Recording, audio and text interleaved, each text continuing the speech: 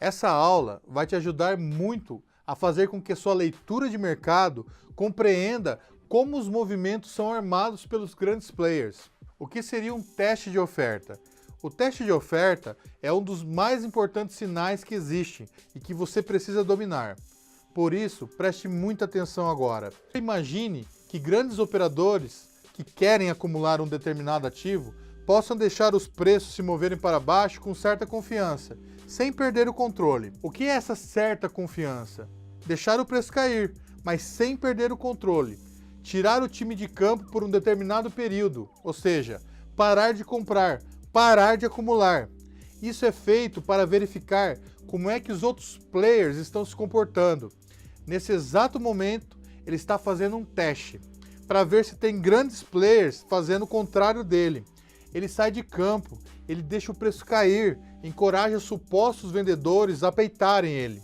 Quando ele tira o time de campo, os eventuais rivais, eles podem pensar que o lote desse player que estava acumulando acabaram. Eles podem acreditar que ele desistiu de continuar comprando, ou seja, que ele foi vencido. E isso encoraja quem está querendo vender. Esse teste é importante, pois antes da decolagem, o grande player quer verificar se o caminho está livre para ele. Depois que ele acumulou, quanto menos oferta de venda tiver no mercado, é melhor, pois assim o preço estará livre para se movimentar, subir como um foguete. O teste da oferta minimiza o risco do player que acumulou. Para fazer o preço decolar depois da acumulação, é hora de agredir o book. O preço vai decolar depois da acumulação através das agressões dos players que até então estavam acumulando. Durante todo o período de acumulação, eles agiram discretamente, de forma passiva, comprando durante a queda, absorveram as agressões dos vendedores que estavam desesperados, querendo vender a qualquer custo, ou até mesmo aqueles que queriam vender apostando na queda. Mas todo o processo de acumulação é silencioso, discreto. Depois do teste, e após verificar que não há mais oferta, é hora de soltar rojão. Agora, eles já estão montados em suas posições. Agora é hora de fazer barulho e deixar de comprar através das ordens limitadas e começar a agredir o mercado para que o preço possa decolar. Por isso, o teste é muito importante, pois se no meio do caminho entra um grande player na contramão, o esforço para fazer o papel decolar é muito maior, ou até mesmo a decolagem não acontece. Antes de começarem a criar um mercado de alta, é necessário saber se todas essas ofertas de venda foram totalmente removidas. O movimento da mola de fundo, que rompe o fundo anterior, faz com que os grandes players consigam espremer o mercado a ponto de tirar a última gota de lucro. Talvez tenha uma dúvida gigante agora na cabeça de vocês. Como eles podem saber se as ofertas foram removidas e o ativo já pode decolar? Simples. A melhor maneira é forçar os preços para baixo, porque isso desafia qualquer vendedor ao redor a aparecer e mostrar seus lotes. A atividade de agressões de venda, enquanto os preços estiverem caindo, irá dizer quanta pressão existe ali. Normalmente, um teste com baixo volume diz a você que o mercado está pronto para subir imediatamente. O próximo movimento que deve acontecer é o spike. Ainda não falei nada sobre o movimento chamado spike. É um assunto novo para vocês. Já já eu vou explicar com mais detalhes sobre ele, ok? Mas o spike é um baita movimento rápido. Esse movimento é ultra veloz. É ele que deixa os perdedores travados em suas posições. Agora, atenção. Se houve o teste, o mercado começa a subir, mas de forma lenta e sem demanda, ou seja, com volume baixo, isso indica fraqueza. O mercado ainda não está pronto para virar. Não está maduro ainda. Se fosse uma verdadeira mola de fundo, os operadores profissionais teriam entrado agredindo o mercado na compra para o movimento de alta acontecer, justamente para acontecer o spike.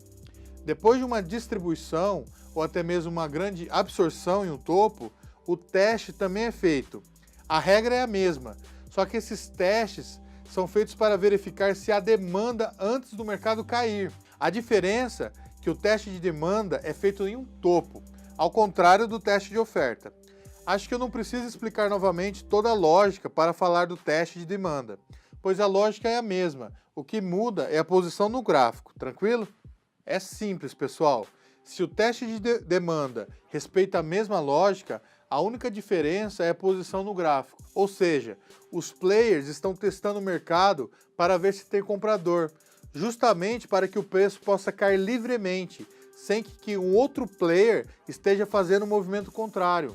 Eu acho muito bom elencarmos aqui alguns pontos importantes, só para a gente dar o nome aos bois. A armadilha, chamada mola de topo, aparece no topo, e depois dela a gente tem o teste de demanda.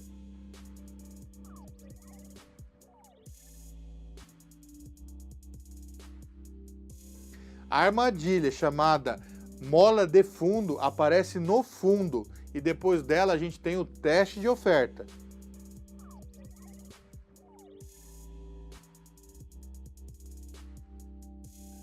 Esse teste é nosso famoso pivô. Inclusive você pode chamar de pivô se você quiser. Inclusive, algumas vezes ele não aparece exatamente como um pivô. Pode ser um ombro, cabeça, ombro, um topo duplo, mas são apenas nomes dados aos efeitos, pois as causas você já aprendeu. Olha o tal do ombro, cabeça, ombro. É uma mola, seguida de um teste de demanda. Então você aí deve estar pensando que está fazendo o meu curso para simplesmente aprender a operar ombro, cabeça, ombro ou pivô? Negativo.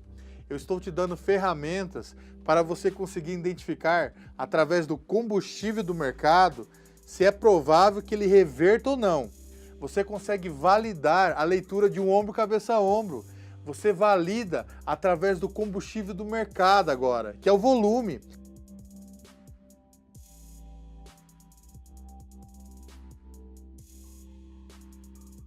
Aqui sim, o pessoal do tape reading tem razão. Nesse momento, podemos sim seguir quem está agredindo, pois após acumularem e fazer um teste bem sucedido, os operadores profissionais agridem, não operam mais com ordens limitadas. Agora eles querem mover o preço para cima e para fazer o preço andar a seu favor, eles vão agredir. Muito bem, só que tem um detalhe aqui, o mercado é aberto, qualquer grande player pode estragar seus planos, simplesmente fazendo o contrário. Por isso que durante a subida existe algo que eu chamo de pedágio. Nesse trajeto, os grandes players sabem exatamente onde estão os pedágios. Quando ainda estiver caindo, antes da mola de fundo, antes do teste, tivemos players comprando durante a queda. Muitos desses players ainda estão posicionados. Quando o preço volta a subir, a primeira coisa que passa na cabeça desses caras que ficaram no prejuízo por alguns períodos, é de vender e sair no 0 a 0. Deixa eu dar um exemplo aqui. Você, por exemplo, está fazendo esse treinamento. Vamos lá, você comprou Petrobras a R$20. Até hoje está amargando o prejuízo. Não vende por nada. Fala para todo mundo que não vai vender enquanto estiver no prejuízo. Se por acaso a Petro subir e voltar para os R$20, eu tenho certeza que você no mínimo vai pensar em sair no 0 a 0, certo? Isso é um pedágio. O player que comprou lá no fundão está fazendo a Petrobras subir até os 30, ele vai precisar pagar esse pedágio para você lá na casa dos R$20. Acho que agora ficou clara a questão do pedágio. Bom, então, se é para cima que o preço tem que ir, os players que montaram posições pensando nisso vão abrir um rally para cima. O grande desafio agora é saber como evitar ficar pagando pedágios para os operadores que ficaram travados em posições perdedoras durante a queda e que agora estão desacreditados com o mercado de alta. O progresso dos preços para cima é bloqueado por essas ofertas desses perdedores que querem sair do mercado. Você tem ideia como esses operadores profissionais solucionam esse problema? A resposta é desencorajando os operadores presos a não vender. Uma das formas de fazer isso é provocar um forte movimento para cima. Esse forte movimento, que nesse caso é para cima, se chama spike. Esses operadores presos, que estavam preocupados com as perdas, ficarão animados. Um gap, por exemplo, é uma bela forma de fazer isso. O cara está segurando a Petro há sei lá quanto tempo. Aí ele já botou na cabeça que o dia que voltar para os R$20, que é o seu preço de custo, ele vai vender. Se nós temos um gap e aí no outro dia, R$19,50, ela já abre sendo negociada a R$22, o cara já fala, caramba, que maravilha! Bom, se eu estava pensando em vender a R$ 20 agora, eu tenho uma certa gordura, ela já está a 22. Se ela chegar aos 21, eu vendo, mas até lá eu continuo comprado para ver no que dá. Pessoal, isso é só um exemplo, só para que possamos entender o conceito do spike. O que eu estou querendo dizer é que os players querem um movimento rápido, seja ele gap ou não.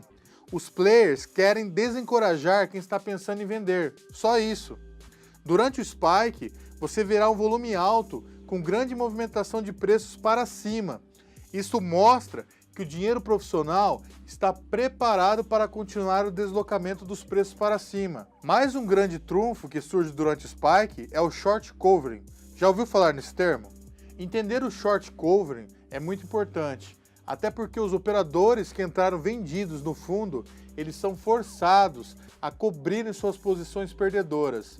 Muita gente, durante o processo de acumulação, ou durante apenas a absorção, ou até mesmo durante os testes, tiveram oportunidade de apostar na queda.